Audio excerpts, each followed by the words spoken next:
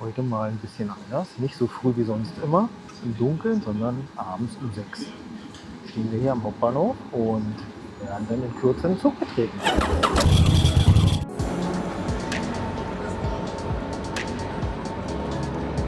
Heute von Gleis Bergsee, direkt gegenüber.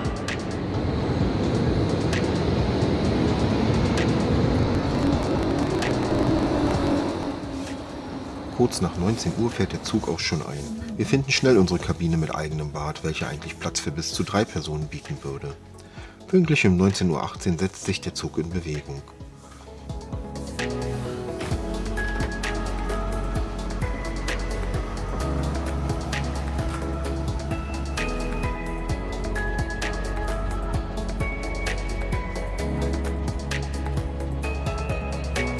Zum Abendessen gibt es Gemüseravioli und zur Nacht werden uns die Betten heruntergeklappt. Nach dem Frühstück genießen wir den Rest der Fahrt. Nur kurz in Berlin eingenickt und schwupps, wacht man in Stockholm auf. Das Hotel war nur einen 5-minütigen Fußweg vom Bahnhof entfernt und so konnten wir gleich unser Zimmer beziehen.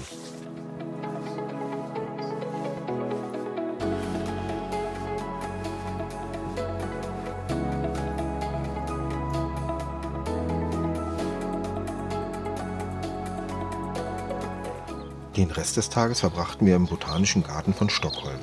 Hier wachsen über 6000 Spezies aus der ganzen Welt, von alpinen Blumen bis zu tropischen Palmen. Im Edward Andersen Konservatorium kann man so auch eine kleine Weltreise unternehmen. Von Australien über Afrika bis nach Amerika.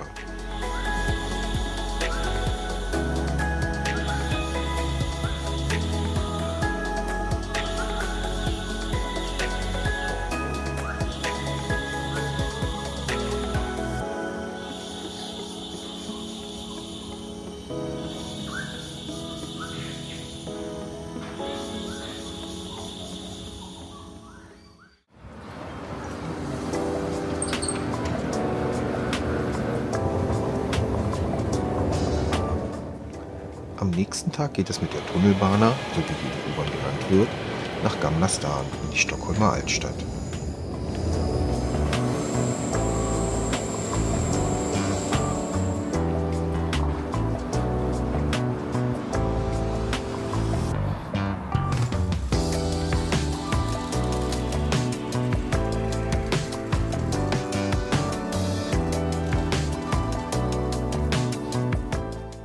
Wir durchstreifen die kleinen Gassen bis zum Stockholmer Schloss.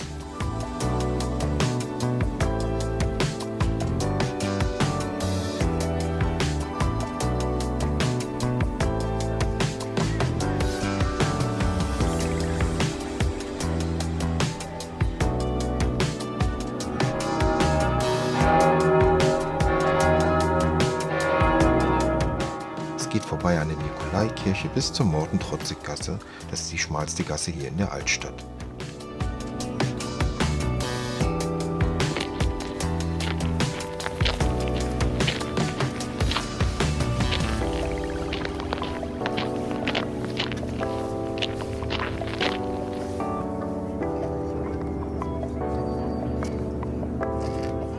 Stockholm ist auf 14 Inseln verteilt. Da bietet es sich natürlich an, eine Brückentour zu machen. Zusätzlich trifft der Mälersee auf die Ostsee, was zu einem Höhenunterschied führt und somit auch Fahrten durch Schleusen. Insgesamt dauerte die Bootstour 2 Stunden und fuhr vorbei an den Inseln Gamlastan, Skeppsholmen, Beckholmen, umfuhr Södermalm und Lilla Essingen und bot so einen schönen Überblick über einige Sehenswürdigkeiten Stockholms.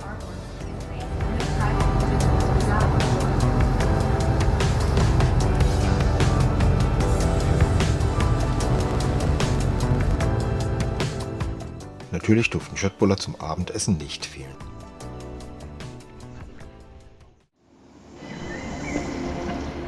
Am nächsten Tag ging es mit der Tram auf die Insel Djurgården bis zum Nordischen Museum. Das Ende des 19. Jahrhunderts gegründete Nordische Museum beherbergt eine umfangreiche Ausstellung zur Geschichte der nordischen Region. Die große Sammlung an Gegenständen aus Alltag oder später ebenso royalem Leben bieten einen interessanten Einblick in das Leben auch in der arktischen Region.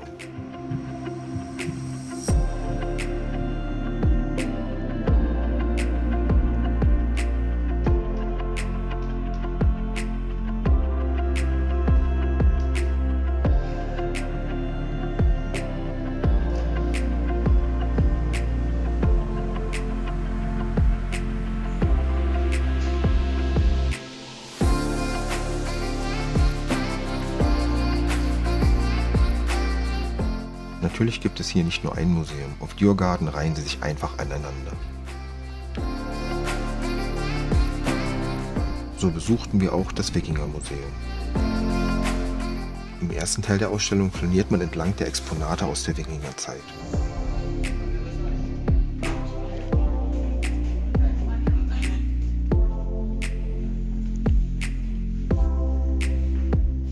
Ebenso kann man hier bei der Metherstellung oder der Metallbearbeitung zusehen.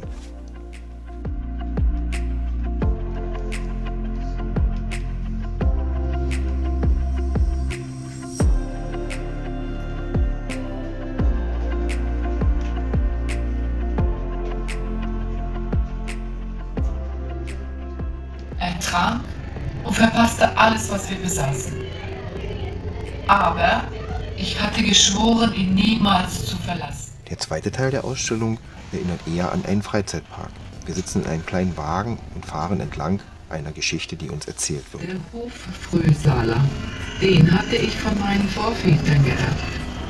Seit Generationen hatten sie hier gelebt. Geraubtes Silber, Schlachten, die im Unglück enden und haben fast nichts mehr zu essen. Danach geht es mit Tram und Bus weiter zu einem alten Gaswerk. In den alten Werkshallen befindet sich das Straßenbahnmuseum.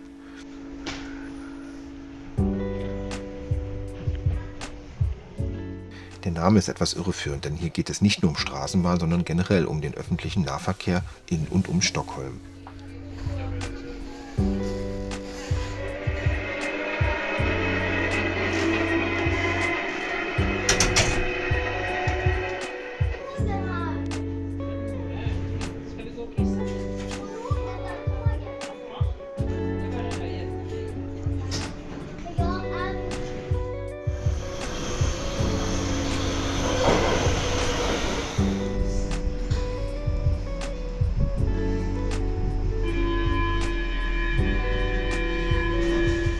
Apropos Nahverkehr, die Stockholmer U-Bahn ist eine riesige Kunstgalerie. Fast jede Station hat ein anderes Thema.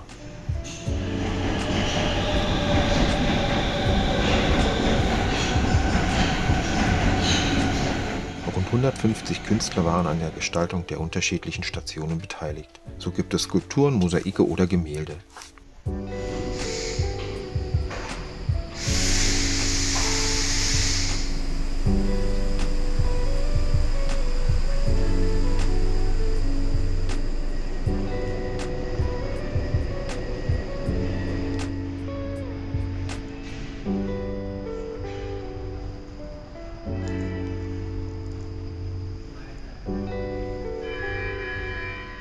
Alles in allem, Stockholm ist eine Reise wert.